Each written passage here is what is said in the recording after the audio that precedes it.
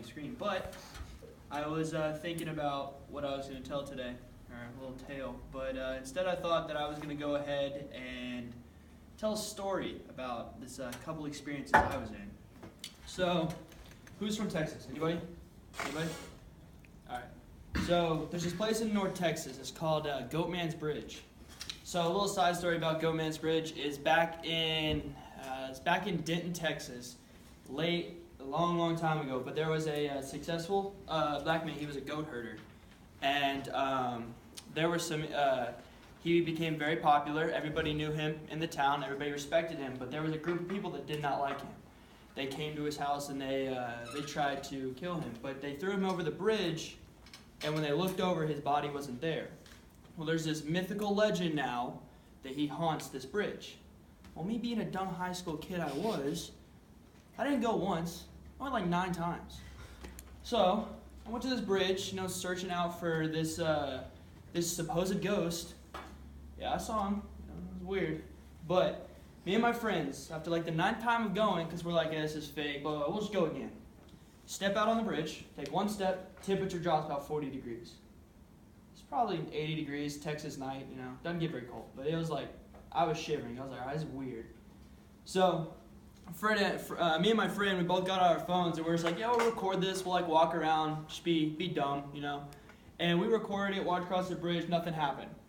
But we walked down, it's like, the bridge goes across this river, and then down is this long trail. And his house is supposedly way down the trail. And it's and they say if you go in the house, you stay there, it's like really creepy.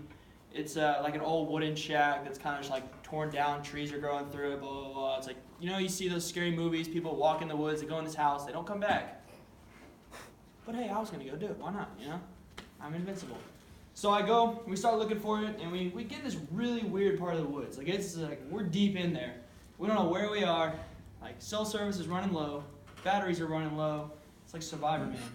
So we get back there, and we start hearing this knocking noise. And we're like, probably should not be here. And then all of a sudden, it sounds like somebody had taken a sheet of metal, hit a giant tree, and then the tree toppled over. And we made eye contact. We looked at each other. I looked down, noticed I was in flip-flops. I took off. I ran back out to the road, the main road. I'm still recording through this entire thing. And we get out there, and we start walking across. We look over the bridge. It's real dark and eerie. You can kind of see the bridge off the new highway that they built. It's really dark and eerie over there. And we kind of see, and it's just like, it's kind of cloudy now. It looks like fog had rolled in a little bit. We're like, that's looking weird. So we go back. We're by the car. We're like, well, no, we didn't go to the other side. So, the 3 of us go, all right, fine. So we start walking to the other side. We heard this weird noise, but we later figured out after watching the video it was like tires screeching, but it didn't sound like tires screeching when you're in the deep woods in the middle of the night. Don't recommend that. So we're back there, and we're like walking around. All of a sudden we hear like this little like crack of a stick. Then it sounds like somebody has put a music box somewhere and starts winding it up. And then it plays. It sounds like a Jack in the Box. And still in the middle of the woods, I was not ready for this. Again, flip-flops, ran out the other side. And I'd still record this entire thing. It's like a 40-minute long video. And we get back.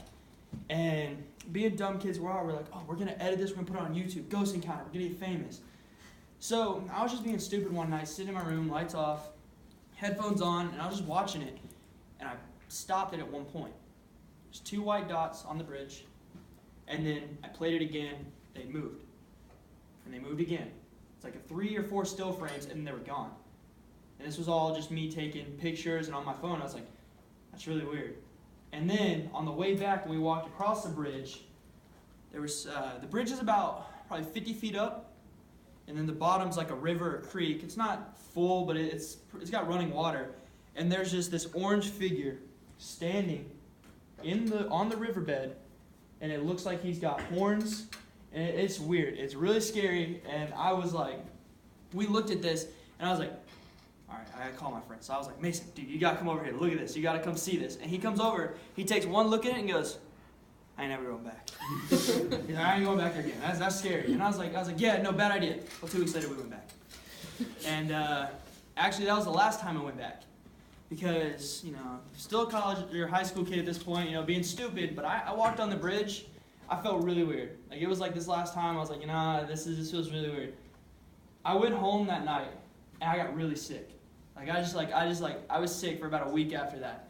And part of me was like, it's probably just, like, coincidence, but the other part of me is like, nah, like, something happened to me. Like, I'm not going back to this place ever again. I'm staying away from Old Denton. It's scary. And to make matters even worse, I was told this after, like, the 9th time I went, but just a couple 100 yards down the road is an old abandoned asylum that nobody decided they wanted to say anything about until one day we're driving by, oh, look at that down there. Yeah, that's an asylum. Yeah, tell me that after I've been there 9 times, walking through the woods in the middle of the night with nothing but a flashlight, and there's demonic symbols everywhere. Written on walls and trees and all this different stuff. I was like, yeah, great idea.